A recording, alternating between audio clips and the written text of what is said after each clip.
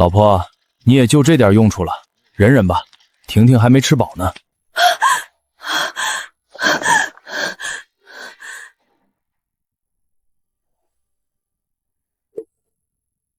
老公家里的老宅要拆迁了，赔偿款1个亿，马上就要和我离婚。我爽快的答应，立刻收拾东西滚蛋。末日来临，暴风雪呼啸。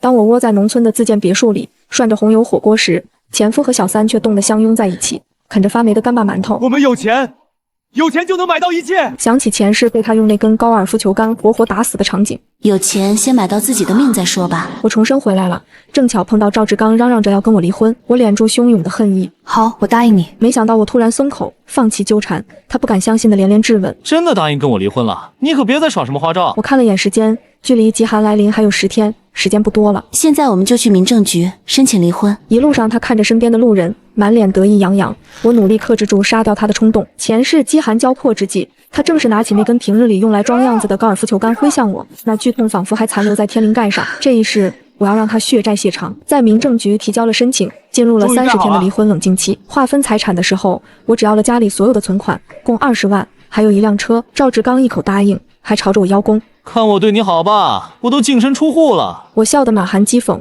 却故作不知。老宅的房子不是留给你了吗？他以为我不知道，其实我却很清楚。他老家的宅子刚签了拆迁协议，赔偿款足足1个亿。他想在冷静期结束前逼走我，独吞巨额拆迁款。前世的我并不知情，美满家庭突然破灭，我并不肯轻易离婚，还妄想着挽回感情。直到他带着我的闺蜜林婷回到家，我才知道原来他们早就勾搭成奸。上一世天灾突然来临，暴风雪持续肆虐，我们3人被困在同一屋檐下，物资有限。他们2人不仅逼我在极寒天气出门抢物资，还逼我委身给小区超市老板来换取给他们吃的食物。可我誓死不从。争执之下，赵志刚抄起手边的高尔夫球杆，狠狠地挥向我的头颅。我并没有在第一时间死去，意识残留之际，还看到那2个恶魔双眼放光。这可是新鲜的肉，真细腻，老子把它咬着。末日来临，城市里的楼房不仅起不到一点作用，还会遭到邻居的攻击。这一世就让那里成为赵志刚的棺材吧。办完手续，我就赶紧开车回家收拾行李。收拾到一半，赵志刚也回来了。看他掩饰不住的喜意，我猜应该是拆迁款得到了消息，但我毫不理会，继续整理着我的那些衣物，特别是加棉加厚的冬装。赵志刚也简单收拾了几件半袖和短裤，和上一世一样，他要带着林婷去3亚度假。他跟我潇洒地挥挥手，再见了，我的前妻，带着你的那些破烂东西，滚回你的农村去吧，我要出去玩了。赵志刚一走，我马不停蹄地翻箱倒柜，他的冬装全都带走，可以给我爸穿，一床棉被，这可是我的嫁妆，都离婚了能不带走吗？腊肉腊肠，这可是我妈做的，也都带走。路过书房扫荡的时候，不经意看到了那套他是若珍宝的高尔夫球杆，这本是他为了混进所谓上流圈子买的，没想到前世却成了我致死的凶器。凝视片刻，我顺手把它抽了出来，放到了客厅最显眼的吧台上。最后我环视了一眼这个看起来没什么变化，实则空空如也的房子，给几个关键的隐蔽位置装上了实时监视器。处理完毕，我带着东西开车连夜赶回市郊的农村家里。一见到爸妈，我的眼泪立马忍不住流了下来。前世断电断网，最后我也没能和他们取得联系，也不知道他们有没有熬过那场天灾。看到我哭，他们慌了神，连忙追问怎么回事。我犹豫再三，还是把所有的事都和他们说了，也包括天灾重生，气得我妈泪水连连。我爸点烟怒骂：那赵志刚可真是个畜生！爸，现在不是说这个的时候，我们要赶紧改造房屋，囤食品物资。我爸把烟一掐，干脆道：行，女儿说咋办就咋办。爸妈，你们真的能相信重生这回事儿？不觉得我是受刺激产生妄想了？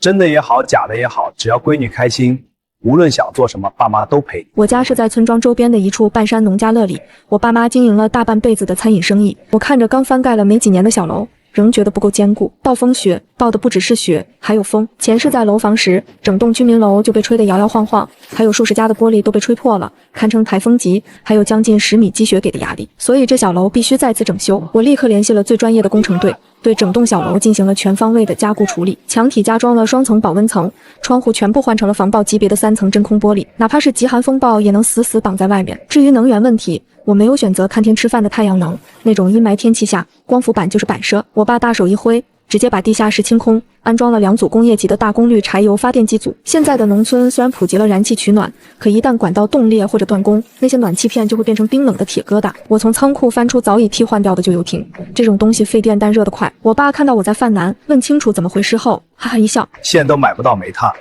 但这发电机只要油够，咱家就是最暖和的。闺女别慌，爸这就去搞油。日暮时分，我爸领着一辆小货车回来了，上面是几大桶密封好的柴油，还有几台崭新的大功率电暖器。我在3楼的2间卧室还有客厅都各放了一台，剩下2台放到2楼，油桶我就都放到了地下室。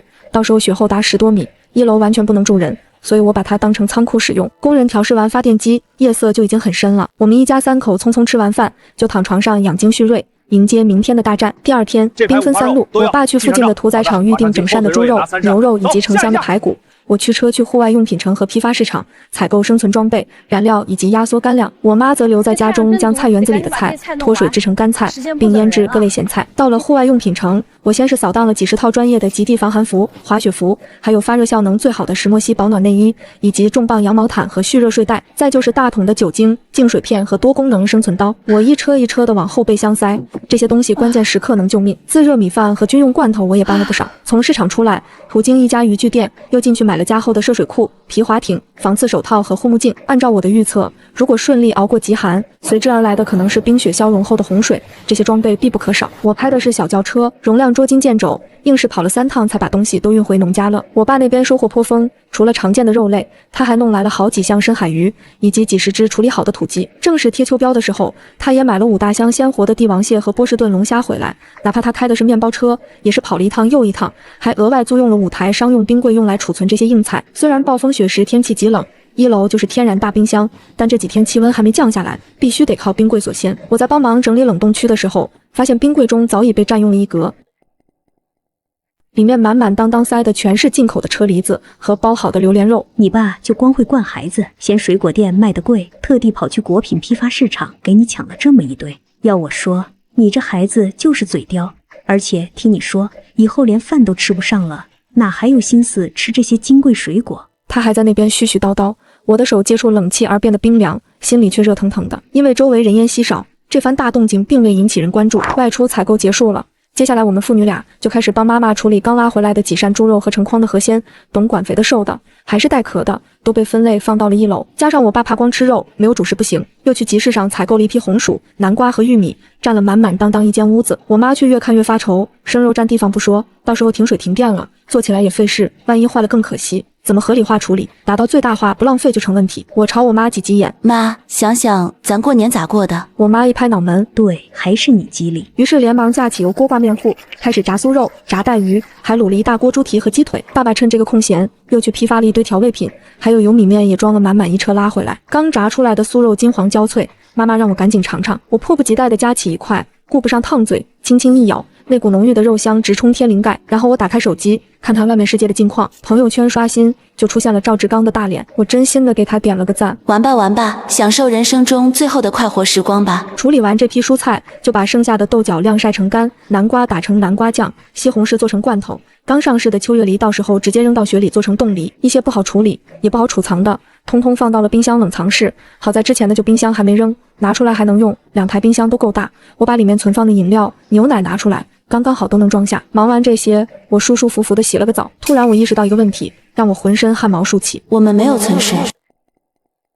暴风雪断的不只是电，还有水，水管冻住，水箱冻裂，只能靠结的雪化成水来解渴。温度低融化的慢不说，那些雪还极脏，化出来的水往往掺杂着灰尘沙粒。前世赵志刚和林婷喝的是储存的大桶水，我只能喝雪水，喝完腹痛难耐，腹泻不止，根本不能喝。这个时候，距离前世的天灾来临只剩不到5天了。你这孩子急什么急？头发不及时吹干会头疼的。哎呦，我的妈妈，没有水，我可才真的会头疼。我爸听完我的诉求，笑得高深莫测。有句古话怎么说的来着？姜还是老的辣。原来我爸早就想到这个问题了，联系了一位干工厂的叔叔，定制了3个不锈钢水箱，不仅保暖，还是304材质的。等拉来一看，面积足足占了大半的院子，这存水量至少能够我们一家3口用上大半年了，再省着点用1年也没有问题。还买了个大型净水器，如果水出现了污染，也不至于束手无策。搞定水源，爸爸一拍大腿，地里的玉米得抢收。虽未熟透，但暴雪在即，糟蹋了可惜。收割机轰隆隆一进地，村里瞬间炸了锅。陈家这是疯了，提前10天收湿玉米，等着烂手里吧。我好心提醒变天，却被嗤之以鼻。你丫头片子懂个屁！那个带把的传宗接代，日子都糊涂了。爸妈充耳不闻，只顾埋头苦干。看着满地青色的玉米，我心里打鼓，万一天灾没来，这损失可不小。没来最好，一片玉米地买闺女一个安心，值。可就在第二天，天气巨变。本来第一场秋雨过后，已经是秋高气爽的天气，突然急剧升温，气温一度升至40度，我的心越来越沉。果然又来了。前世也是巨热了2天，在第3天的下午，突然刮起大风，温度骤降，然后暴雪接踵而至。我在相关的帖子底下留言说，这天气不正常，建议囤点物资，以防不测。结果引来一片嘲讽：你是来买物资的吧？又一个看末日小说看啥的？谁家这么热的天气囤食物？接着我的回复就被平台删除了，理由是故意煽动，引起恐慌。把手机扔一旁，我又投入到忙碌中，时间紧迫。我爸正在检查发电机的油路和隔音，到时候机器一响，嗡嗡声的尽量不传出去。我妈则依然围着灶台转悠，蒸馒头、蒸包子、烙饼，还包了不少水饺，到时候可以直接下锅吃。时间就这样加速过去，突然手机中的监控软件提醒我，赵志刚的那个房子有人来了。我一看是他和林婷提前回来了，比前世早了1天。虽然不知道他们为何改变了行程，但我透过监视器观察到他们并没有什么异常。两人穿着清凉，吐槽了下这该死的炎热天气，然后点了个外卖就睡了。可他们想不到的是，一觉醒来，迎接他们的是世界巨变。9月5日下午，暴风雪如期而至。我望着窗外的鹅毛大雪，庆幸一切都安排妥当。网上有人在骂这该死的鬼天气，有人问是不是哪里有冤情，也有人意识到了不对，开始提倡囤点物资。特别是到了傍晚时分，雪还没有停的意思，越下越厚，越来越多的人为了保险起见，准备出门采购。依旧赖在被窝里的两人也看到了相关内容。林婷依偎在赵志刚的怀里，刚哥，我们要不要也囤点食品？外面冻死人了，你去。说着，赵志刚把手机扔给林婷，还有什么事情办不到的？你自己从网上找跑腿的，买点不就行了？过了2个多小时，他们买的东西才送到。赵志刚还嘟囔着要给跑腿小哥差评，说给了那么多的跑腿费，结果速度还这么慢。可他也不看看，外面的雪已经积到小腿肚了。我看了一下他们购买的物资，竟然除了2份外卖之外，全都是零食啤酒。我从卧室出来想看看晚饭吃什么，可客厅竟空无一人，跑到1楼才找到了我妈，她止不住地朝门外张望。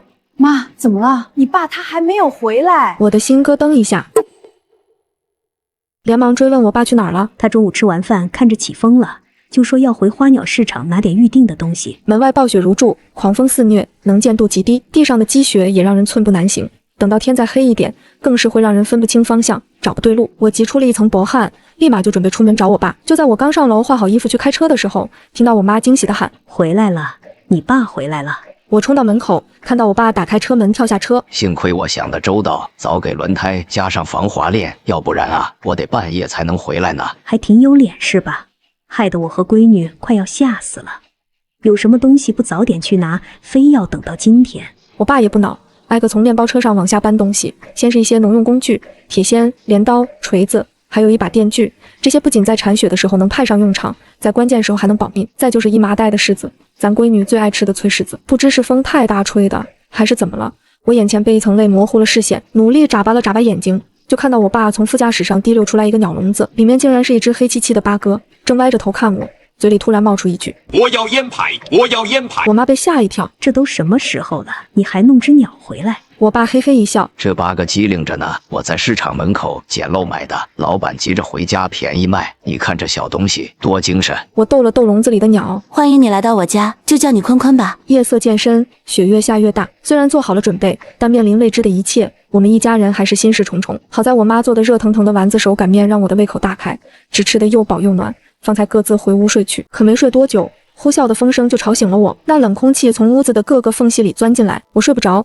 刚起床穿上厚实的家居服，就看到客厅亮了灯，是我爸拿了一摞厚实的塑料布，准备钉在各个窗户上，这样不仅防风还能保暖。塑料布质地透明，并不影响采光，可我担心的却不是这个，而是透气性，别没有新鲜空气，自己把自己闷出病来。我爸边哐哐钉着塑料布，边漫不经心地回答我：好像忘了和你说了，房屋加固的时候，我还顺便做了新风系统，再怎么封窗，空气也绝对新鲜。我再一次为我爸的先见之明竖起了大拇指。见没什么我能帮上的忙，我就又回到了被窝，睡也睡不着，便拿起了手机上网冲浪。面对着突如其来的大雪，很多人都没有准备，都在哀叹冻得睡不着觉。刚在想赵志刚那边怎么样，电话突然响了，把我吓一跳，定睛一看，来电人就是赵志刚。电话刚通，赵志刚的咆哮便炸响：苏曼曼，那床羊毛被呢？老子快冻死了，是不是被你偷走了？我慢条斯理道：那是我刷卡买的，既然散伙了，难道留给你给小三铺窝？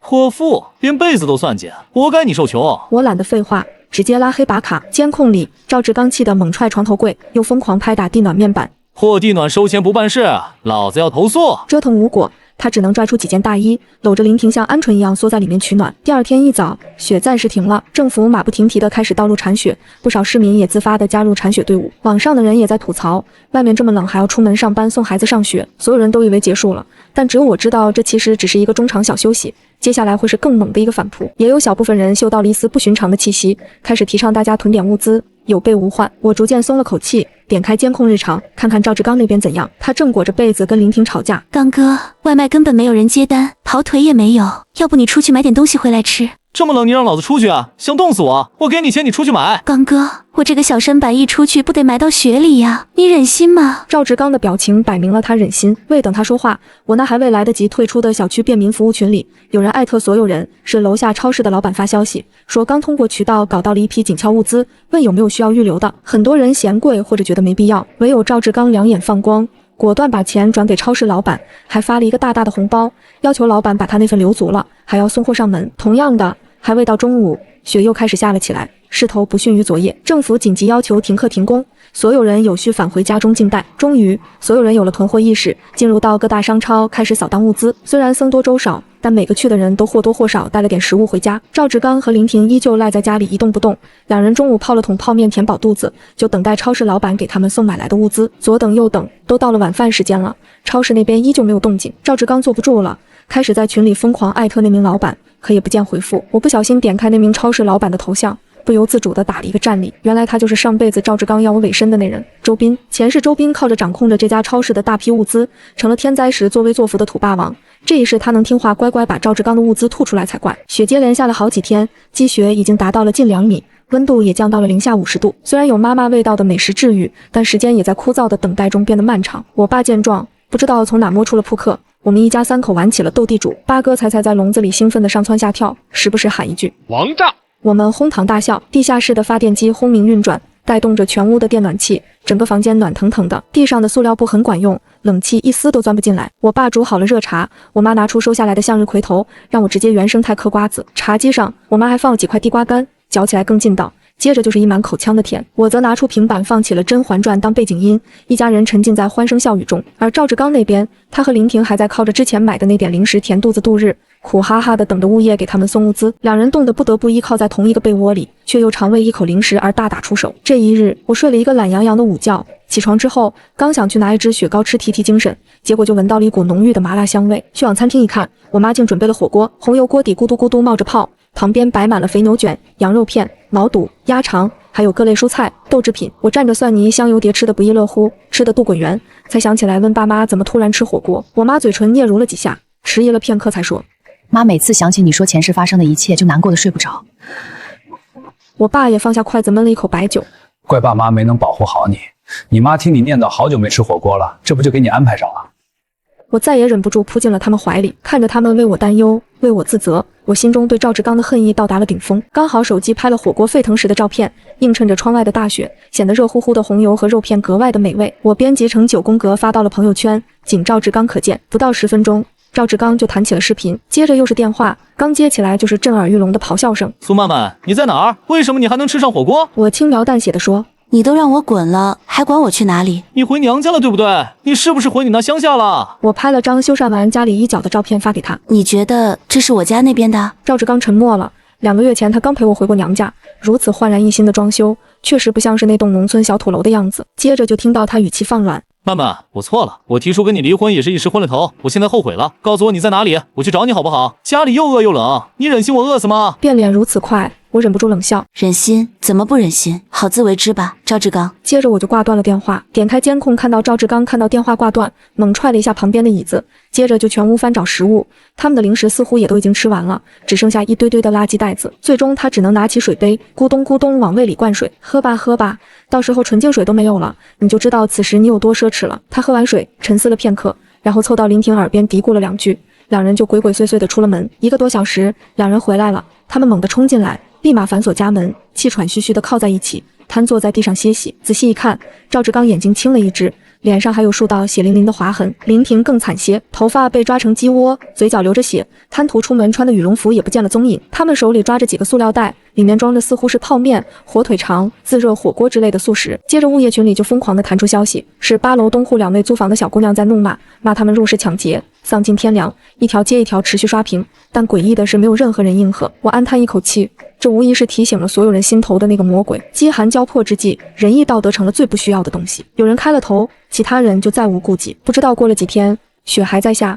持续不断，无休无止。积雪已经淹没到2楼了，温度也降到了零下60度，哪怕发电机烧得再旺，房间里也是冒着嗖嗖的冷气。我们只能打开电热毯，穿着保暖内衣加厚实的家居服，随时随地喝着热茶，还不至于那么难挨。紧接着另一个噩耗又来了，停电了，同时网络也都瘫痪，我们彻底与世隔绝。为了节省燃油，我们的电热毯全都关掉，电暖气白天只开客厅的1台，晚上只开卧室的2台。寒冷的日子，一家人兴致都不太高，扑克也被收到一旁，没人再想去玩。我爸包裹严实去1楼库房翻找了半天，带了2样布满灰尘的东西上来，一个是收音机，一个是望远镜。收音机调试半天，收到了信号，是政府发出来的，倡导群众积极自救，并已经逐步空投物资，同时电路也在积极的抢修中。有了外界的声音，我们的心逐渐落到了实处，日子也没有那么难熬了。我妈做了麻辣风味的烤肉干，我边吃边翻看出高中时买的漫画书，嚼得累了，再来一口刚出锅的糯米8宝粘豆包，黏糊糊甜滋滋吃下去，生活跟胃一样都充实了起来。看书累了，就拿出望远镜看看窗外的远处，虽然还是一片白茫茫，日复一日并没有什么变化，但每次看，心仿佛也跟着飞了出去，没有被困住的那种焦躁了。可没想到，这么平静的生活在一个晚上被打破。凌晨2点，正是睡得沉沉的时候，笼子里的八哥坤坤突然尖锐地叫了起来：“坏人，坏人，抓坏人！”声音凄厉刺耳，我立马惊醒，接着就是玻璃破碎的巨响，塑料布也被刺蜡划破。我起身冲了出去，看到2、3个黑影翻窗而入。我爸此时也从卧室出来，手里拿着电锯，一拉绳，轰鸣声大作，他举着电锯就冲了上去。那几个黑影显然没想到这家主人这么生猛，吓得连连后退。八哥还在疯狂叫唤：“打死他，打死他！”在如此猛烈的反击之下，还没来得及近身，那3人就落荒而逃。看到窗外的黑影顺着雪地滚远，我们才敢打开灯，遍地的玻璃碎碴。我跟我妈赶紧上前检查，我爸没事，就是用力太大，虎口有些震裂。这一夜我们一家都没有睡好，天刚蒙蒙亮，我妈就起床给彩彩喂了点最好的肉条，夸她是个看家神鸟。我跟我爸则用望远镜谨慎地观察了一下劫匪的来路以及方向，最后确定应该是附近某个果园的村民看到了我家烟囱总是冒烟，这才起了歹心。于是他们搭撑着一块木板滑到了我家，雪已经积到2楼，轻轻一攀爬，打破3楼窗户很容易。我爸眉头皱了半天，最终从仓库找出30多个大型老鼠夹，这本来是用到家里的，现在正好派上用场。我爸将它们围着房屋放了一圈，只要雪在下的厚度不超过人的身高，就总能踩到，如果超过了也没关系，拿出来再放就是。破掉的窗户呼呼进风，可我家没有备用玻璃窗，我爸便直接给钉上一整块木板。房间虽然暗了一点，但也影响不大。就在全家刚刚收拾好的时候，终于来了点好消息，来电了。虽然我们一直有电，但这意味着网络也恢复了。我打开手机检查了一下，网络果然通了。同时意外发现，断网的这段时间，带有电池的监控仍在录制着视频并自动储存，在网络恢复的时候又开始往我这边传输。我跳着看了下，果然发现了一场好戏。就在几天前，其实食物又吃完了，赵志刚和林婷大吵了一架，并且动了手。林婷力气不敌赵志刚，最终被拽着头发拖出了家门口。1个小时之后，林婷头发凌乱、衣衫不整的回来了，还带着1袋馒头和1包烟。赵志刚立马抢过馒头，狠狠地啃了3个，然后畅快地点上1支烟，开始吞云吐雾。而林婷则沉默地蜷缩在一旁，一口一口往嘴里塞了2个馒头。然后2人之间再无沟通。我愣愣地盯着林婷，没推断错的话，林婷这一世应该也是被赵志刚送给了超市老板周斌，用身体换取了活命的物资。如果前世我去了，我会不会也是这样？幸好我死了，所以我才有了重来一次保护好自己、保护好家人的机会。时间节点被我跳到了晚上。赵志刚打开塑料袋吃了2个馒头，林婷上前跟他讨要，他却只扔给他半个。林婷吃完又伸手跟他要，却被赵志刚狠狠甩了一巴掌。臭婊子，就这么点吃的，你还吃不够了？林婷也崩溃了。赵志刚，你想明白，这是我赚来的，我吃多少都是应该的。应该个屁应该，你人都是老子的，赚来的也都是老子的。赵志刚，你个丧良心的，你不得好死！他骂完便跑了出去。我跳动着看到现在实时监控显示，林婷一直都没有回来，应该是去找周斌了吧。周斌前世作威作福，靠物资控制了几个打手，现在再靠物资养个女人也正常。因为前段时间停电，赵志刚那边的空调也成了摆设，他蜷缩在床上，上面盖着一层又一层的衣服，连夏天的半袖也搭在了上面，像是人为堆砌的一部分。他许久未动，就在我以为他死掉的时候，他又缓缓伸出一只手，摸索着空调遥控器，还把手机给充上电。我不禁暗骂一声，他怎么还没死？但看他的样子，离死也不远了，只需要我添一把火。他慢慢坐起，脸色清白，眼窝深陷。他做一个动作往往要很久，久到我看了半天才明白他在做什么，他竟然掏蚕丝被里的蚕丝往嘴里塞。我主动给他打去了视频通话，他看到是我，很是激动，颤巍巍地接起来，脸色红润的我满脸关切。志刚，你那边怎么样了呀？有没有吃的？你的小情人照顾你照顾的还好吧？赵志刚上次没来得及问，这次终于问出了口。曼曼，你早就知道我出轨了。我挑挑眉，你忘了你发的朋友圈了？赵志刚听后沉默了片刻，然后哑着嗓子转移话题。曼曼，我很想你啊，你在哪里啊？想知道，那我就告诉你。我将摄像头转成后置，拿着手机去了厨房。今天正值中秋，我妈在准备团圆晚宴，虽然秉着节省的原则，每盘量都不大，但我妈也做了满满一桌子的菜，满黄的大闸蟹，油亮的红烧肉，鲜美不膻的羊肉汤，酥脆的油焖大虾，酸甜可口的糖醋鱼，清爽的芥末鸡。哪怕家里新鲜蔬菜不多，基本上都是荤菜。赵志刚见到这番场景，立马就疯了。曼曼，你在娘家对不对？求你救救我，我以后跟你好好过日子。还跟我好好过日子，施舍我呢？我也不恼，嘻嘻一笑。你呀，可真是想得美。不过夫妻一场，我也不忍心你就这么饿死，给你指条明路。你说，你快说。屏幕那边的男人哭的鼻涕都要流到嘴巴里了，忙不迭地追问。远水解不了近渴，你想想，你的小情人不就在你楼下吃香的喝辣的吗？当初说爱你爱得要死，关键时刻想起过你吗？说完我就挂断了视频，就让这对恶人互相折磨去吧。前世的我惨死，林婷也罪责难逃。她不仅抢我的衣物，连和赵志刚打骂我，不给我吃的，雪后逼我出门寻找物资，甚至要我现身给周斌换取食物。这个主意也是他主动提出来的。这一世我岂能由他逍遥自在？我又调到监控画面，赵志刚从衣物堆里钻出来，疯狂砸着周围的一切，从卧室砸到客厅，力气很快就消耗殆尽。他瘫倒在沙发上发了会呆，然后起身出了门。很快他就带着另一个人回来了，他薅着林婷的头发将她拽进家，把门一甩，就开始上前打骂。臭婊子，你出去享福不想着老子，赶紧去周斌那里给我拿点吃的回来，听到没有？林婷被打急了，不断的挣扎反抗。虽然赵志刚身上没劲儿，但还有体型压制。林婷试图脱身未果，手便不断的摸索着身边能还击的工具，然后他的手触碰到了吧台上那根冰冷的高尔夫球杆，那是赵志刚最爱的面子货。林婷抓起球杆，用尽全身力气，重重的朝男人脑袋上挥去。砰！赵志刚不敢相信的睁大眼睛，轰然倒地。林婷生怕他再起来，举起球杆对准他的头，又大力的往他身上砸了几下，直至赵志刚彻底没了气息，林婷才尖叫着扔下球杆，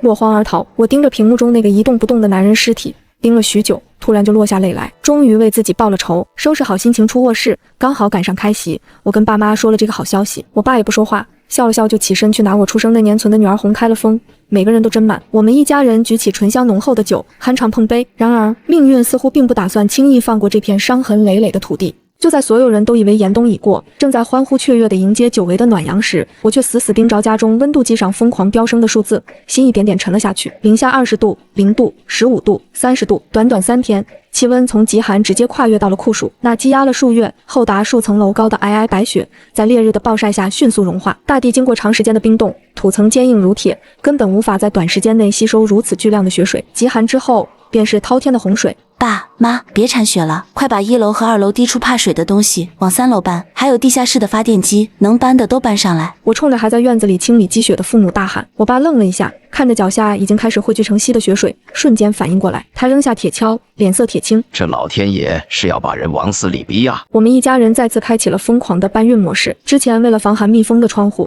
现在成了最好的防水屏障。但我爸还是不放心，又找来发泡胶和防水涂料，将1楼所有的缝隙死死封住。就在我们刚刚将最后一桶柴油搬上3楼露台时，轰隆隆的水声从远处传来。原本银装素裹的世界，顷刻间变成了一片汪洋泽国。浑浊的洪水夹杂着树木、车辆、垃圾，甚至还有未及处理的尸体，咆哮着冲刷过一切。村庄里的平房瞬间被吞没，只有像我家这样地势较高且加固过的3层小楼，像孤岛一样挺立在浑黄的水面上。收音机里，政府的广播再次响起，声音急促：紧急通知！紧急通知！因气温骤升引发特大融雪性洪水，请所有居民立即向高处转移，切勿贪恋财物。救援队正在调集冲锋舟，全力搜救。我站在3楼的阳台上，拿着望远镜向外看去，远处有人抱着木盆在水流中沉浮，有人爬上屋顶挥舞着鲜艳的床单求救。幸好咱家这楼盖得结实。我妈抱着瑟瑟发抖的八哥看着窗外的景象，这要是还在城里，那低楼层怕是早就被淹了。我爸擦了把汗，从杂物堆里拖出一个巨大的充气橡皮艇，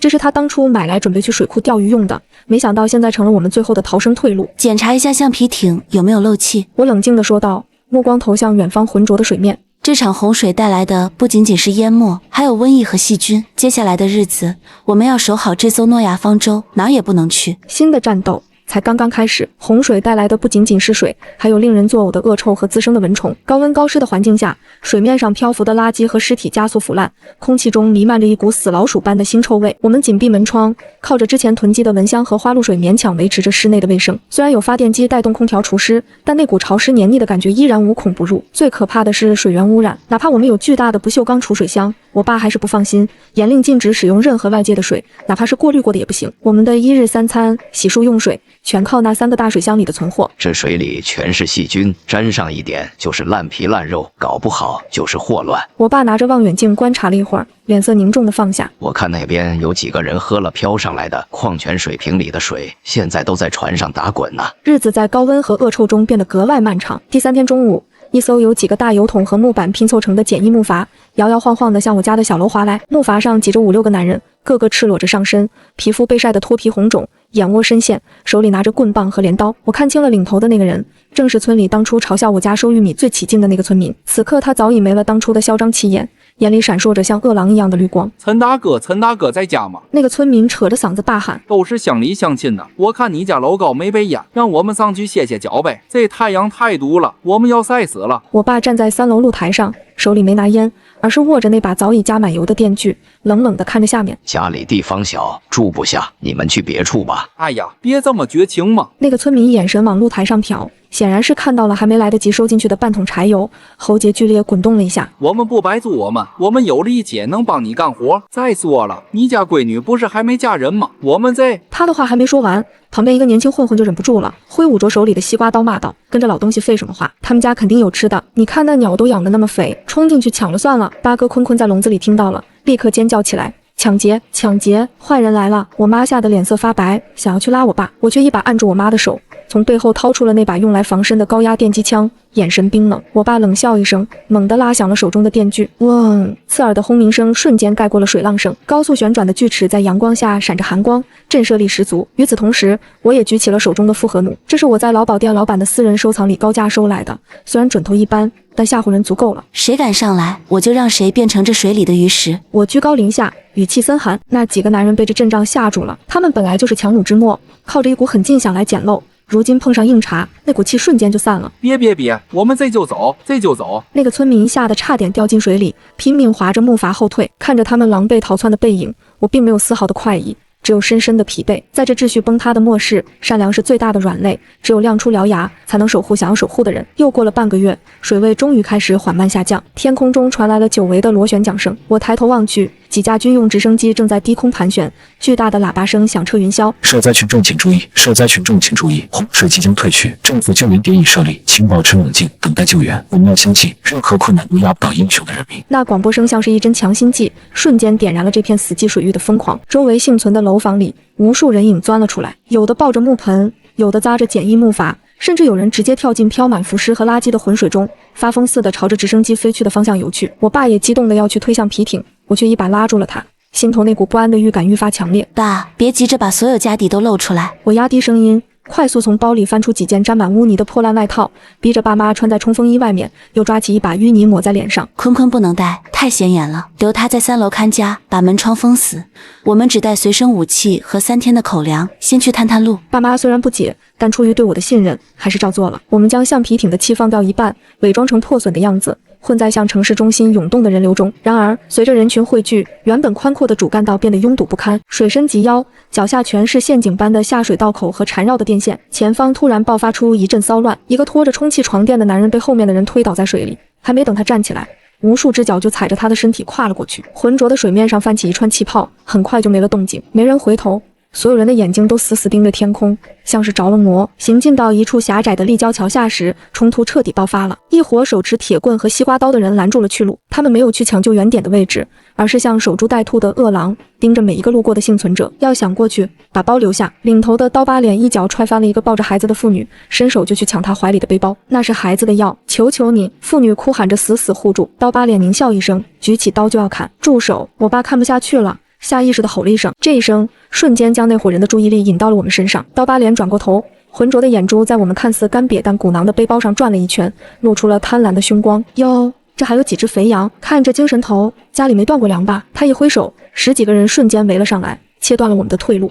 爸，电锯！我厉喝一声，举起了手中的复合弩。我爸猛地拉动拉绳，可预想中震慑人心的轰鸣声并没有响起，电锯卡住了，在这满是淤泥和垃圾的脏水中泡了太久，链条里全是污垢。该死！我爸脸色惨白，拼命拉扯，却无济于事。哈哈哈哈！拿个破烂吓唬谁呢？刀疤脸狂笑着逼近，兄弟们上！男的打死，女的留下。东西全抢了！我扣动扳机，一支弩箭射穿了冲在最前面那人的大腿，惨叫声响起，但这并没有吓退他们，反而激起了这群暴徒的血性。他们像疯狗一样扑了上来，跑，往桥墩上面跑！我扔掉复合弩，抽出腰间的开山刀，胡乱挥舞着逼退两人，拉着已经吓傻的我妈，推着我爸往立交桥的斜坡上爬。然而斜坡上全是湿滑的青苔，我爸脚下一滑，重重摔倒。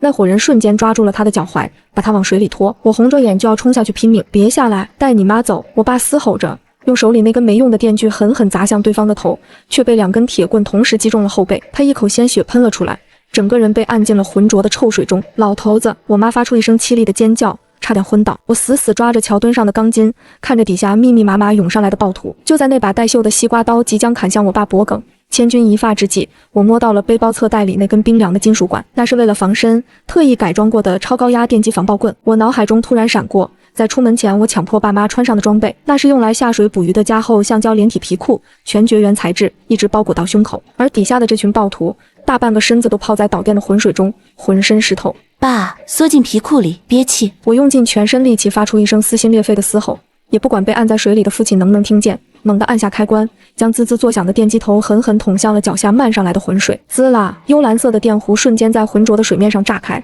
顺着水流无差别地窜向每一个角落。惨叫声瞬间连成一片，却又戛然而止。原本气势汹汹往桥墩上爬的那几个暴徒，身体剧烈抽搐，白眼直翻，口吐白沫，直挺挺地向后倒去，砸起一片片浑浊的水花。围攻我爸的那几个人离得最近，反应也最剧烈。那个刀疤脸还没来得及收刀，整个人就像触电的蛤蟆一样僵直，手中的刀当啷一声掉进水里，身体不受控制的痉挛着沉入了水底。水面上瞬间飘起了一层翻着白肚皮的死鱼，以及10几个生死不知的人体。趁着电流散去的空档，我妈不顾一切地滑下斜坡，扑进水里去捞人。我也连滚带爬地冲下去，心脏几乎要跳出嗓子眼。浑浊的水面上冒出一串气泡，紧接着哗啦一声，一个猕猴般的身影猛地钻出水面，大口大口地喘着粗气。是我爸，他剧烈地咳嗽着，吐出几口腥臭的脏水，整个人都在发抖。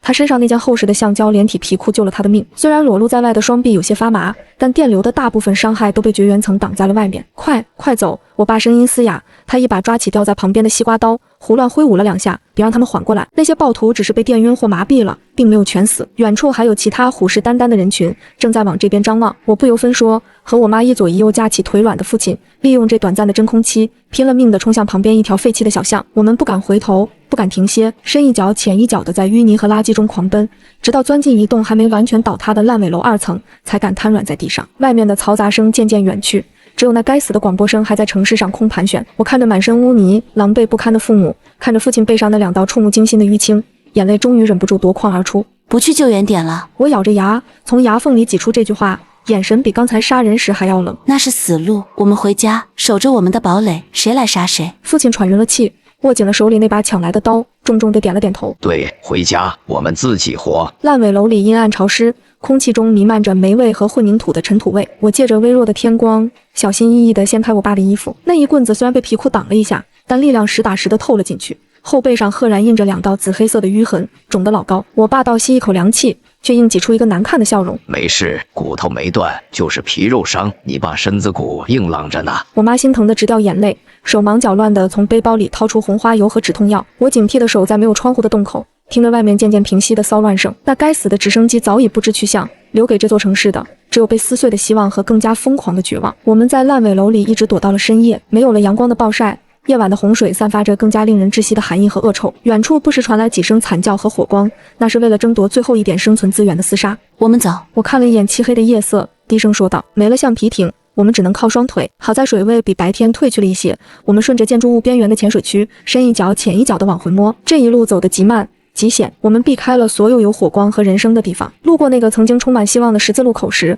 我看到了白天那个被砍死的男人，尸体已经泡发了，卡在下水道的护栏上，无人收敛。那一刻，我彻底掐灭了心中最后的一丝天真。在这个世界，除了家人和手中的武器，什么都不可信。天快亮的时候，那栋熟悉的孤岛般的3层小楼终于出现在视野里。它静静地矗立在浑浊的水面上，窗户被木板封得死死的。那一刻，我甚至觉得它比世界上任何宫殿都要宏伟。到家了，终于到家了。我妈腿一软，差点跪在水里。我们用藏好的备用钥匙打开了3楼露台的铁门，刚一进去，反锁上那道厚重的防盗门，隔绝了外面的恶臭和危险，一股久违的安全感瞬间包裹了全身。我要烟牌，我要烟牌。3楼客厅里，八哥坤坤听到动静，在笼子里扑腾的羽毛乱飞，尖锐的嗓音在此刻听来竟如同天籁。我爸一屁股坐在地板上，也不管身上全是泥水，长长的吐出了一口浊气，整个人像是被抽走了几两骨一样瘫软下来。活着回来了，他喃喃自语，看着熟悉的天花板，眼角滑下一行浑浊的泪。接下来的几天，我们一家3口就像是受伤的野兽，躲在巢穴里默默舔舐伤口。我爸的背伤养了1周才消肿，我妈则发起了高烧，应该是那天受了惊吓又泡了脏水。好在我囤的药够多，退烧药、消炎药轮番上阵，加上每天变着花样做的营养餐，皮蛋瘦肉粥、清炖鸡汤、软烂的面条，硬是把他从鬼门关拉了回来。而我开始对这栋房子进行更加疯狂的改造。经历了这次外出，我深知这栋小楼还不够安全，我把之前没舍得用的高压电网通了电，缠绕在2楼和3楼的所有入口处。我在露台上架设了反光镜和更多的陷阱，把所有能爬上来的死角都堵死。洪水在半个月后彻底退去，留下满城的淤泥和垃圾。瘟疫如期而至，霍乱、伤寒立即在幸存者中疯狂蔓延，外面的人开始成片成片的死去，街道上随处可见被草席裹着的尸体。而我们一家紧闭门窗，这就是我们的诺亚方舟。我们不再关注什么救援广播，不再期待什么外界的施舍，我们守着满屋子的物资，守着发电机轰鸣带来的光明，守着那只聒噪的八哥，在这末世的废墟之上，冷眼看着外面的日升月落。只要一家人在一起，只要还活着，这就够了。瘟疫的日子比洪水更加难熬，因为它看不见摸不着，外面的世界彻底安静了下来。起初还能听到几声绝望的嘶吼，或者暴徒们疯狂的打杂声，但随着时间的推移，这些声音都消失了，剩下的只有风声，以及偶尔几只乌鸦落在窗棂上发出的令人心悸的啄食声。我们一家3口在这栋孤岛般的小楼里过着与世隔绝的生活。为了打发这令人窒息的死寂，我爸开始在客厅里教八哥说话，教他背唐诗，教他骂脏话，仿佛这样能给这个死气沉沉的世界增加一点人气。我妈则把所有的精力都花在了那些囤积的干货上，她把干豆角泡发，把腊肉切成薄如蝉翼的片，哪怕是一顿简单的早饭也要摆盘精致，这是我们对抗末世唯一的尊严。而我每天雷打不动地坐在3楼的露台后，透过那层厚厚的防弹玻璃和望远镜，记录着外面的变化。街道上的尸体开始腐烂，然后干瘪，野狗和老鼠成了这座城市的新主人，它们成群结队地穿梭在废墟中，眼睛里闪烁着嗜血的红光。我以为这种日子会持续到我们老死在这栋房子里，直到那天清晨，一种久违的低沉的震动声从地平线的尽头传来。那不是直升机螺旋桨那种轻浮的嗡鸣，也不是暴徒改装车辆那刺耳的轰鸣，那是一种厚重的、压迫感极强的、能够引起地面共鸣的低吼。慢慢，你听。我爸猛地放下手里的茶杯，脸色凝重。我冲到窗前，举起望远镜，在城市的主干道尽头，在那片满是淤泥和废墟的道路上，出现了一条墨绿色的长龙。那是重型装甲车，不是一辆，而是整整一个编队。他们推着巨大的铲雪板和清障器，跟在装甲车后面的是全副武装的防化部队。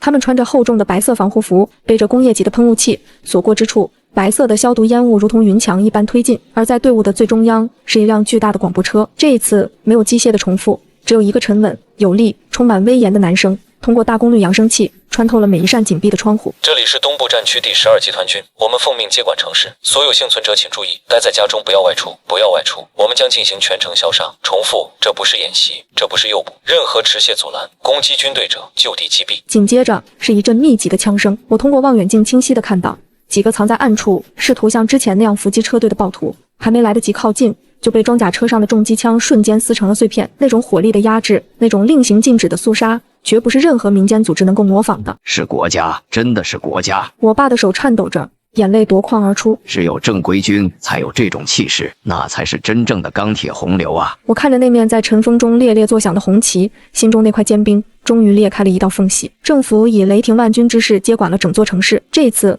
没有所谓的自愿集合，没有混乱的物资抢夺，军队直接将城市划分成若干个网格，实行最严厉的军管。消杀工作持续了整整3天，白色的烟雾笼罩了整座城市，空气中那种腐蚀的恶臭终于被刺鼻但令人安心的消毒水味所取代。第4天，一架无人机悬停在我家露台外，大喇叭喊道：3楼的住户，请打开窗户，接受身份核验。我爸妈紧张地看向我，我深吸一口气，点了点头。我们打开了那扇封闭了数月的防盗窗，楼下停着一辆军用卡车，几名全副武装的士兵站在没过膝盖的淤泥里，仰头看着我们。领头的一位军官敬了一个标准的军礼。老乡，你们受苦了，请出示身份证件或者报上身份证号。流程简洁高效，不容置疑。核验完毕后，并没有我想象中的强制征收物资，军官只是记录了我们的人数，然后让士兵用吊篮送上来一箱东西。这是这一周的抗疫药品和压缩干粮。水电正在抢修，预计1周后恢复供水，2周后恢复供电。如果家里有发热病人，挂红布在窗外，会有医疗队上门；如果没有，严禁外出。说完，他们没有丝毫停留，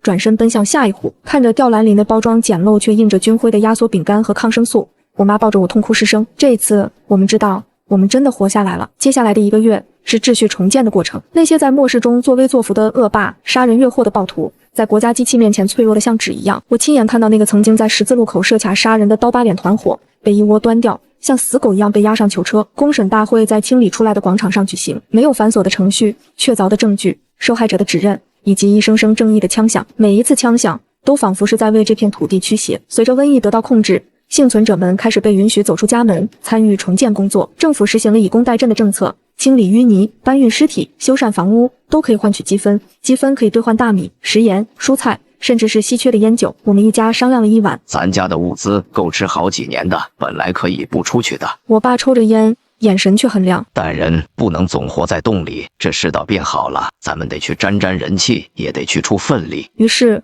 我也报了名，但我没有去干体力活，而是利用我掌握的一些急救知识，去医疗点当了志愿者。也就是在那里，我看到了这次灾难最残酷的余波，无数家庭支离破碎，曾经繁华的都市人口10不存1。医院里挤满了因为长期营养不良，还有心理创伤而行销鼓励的人。有一天，我在登记幸存者名单时，看到了一个熟悉的名字——周斌，那个前世逼死我的物业恶霸，那个今生吃了赵志刚和林庭人血馒头的魔鬼。他没死在洪水里，也没死在瘟疫里，却因为长期食用同类染上了一种怪病。他在隔离区里全身溃烂，神志不清，嘴里还在念叨着：“我有物资，我有肉，我是老大。”我冷冷地看着他，看着医生无奈地摇摇头，给他盖上了白布。天道好轮回，苍天饶过谁？时光荏苒，3年过去了，城市已经恢复了大概的模样。虽然高楼大厦依旧留着洪水的印记，虽然人口再也回不到从前，但街道上重新有了车水马龙，学校里重新传出了读书声。我家那栋立过大功的3层小楼被我们重新粉刷了一遍。我爸把那台立下汗马功劳的发电机封存了起来，但他依旧保留着囤积物资的习惯，这已经成了我们这一代幸存者的通病。政府在市中心的广场上建立了一座巨大的天灾纪念碑，纪念碑的基座上刻着一行触目惊心的大字：给岁月以文明，而不是给文明以岁月。每年的9月5日，也就是暴雪降临的那一天，全城都会拉响防空警报。我常常站在纪念碑前，看着来来往往的人群，看着那些在灾难后出生的孩子们天真的笑脸，心中总会涌起一股难以言喻的复杂情绪。这种沉重的思绪一直伴随我回到家中，直到晚间新闻的声音将我拉回现实。电视上的特别节目里，那位头发花白的地质学专家正面对着镜头，神情肃穆。这不仅仅是一场天灾，他推了推眼镜，声音沉重却有力。这是大自然给我们的一次黄牌警告，极寒、洪水、瘟疫，这一连串的灾难链条是对人类过度索取、无视自然规律最直接的回应。如果我们不能从这次浩劫中学会敬畏，学会与地球共生，那么下一次或许就是红牌罚下。他的话语通过信号塔传遍了每一个刚刚重建的角落，也敲击在每一个幸存者的心上。我关掉电视，转头看向窗外，阳光正好，街道上车水马龙，那场噩梦似乎已经远去，但我知道专家的警示并非危言耸听。我爸正带着八哥困在院子里晒太阳，我妈在厨房里忙活着腌制新收的萝卜。这平凡的一幕，如今看来却比任何时候都珍贵。我深吸一口气，将那张还没来得及撤下的贴在窗户上的防爆膜轻轻撕去一角，阳光毫无阻碍地洒了进来，有些刺眼，却暖得让人想流泪。警钟长鸣，不仅仅是为了纪念逝者，更是为了警醒生者。好自为之，善待自然，方能善待未来。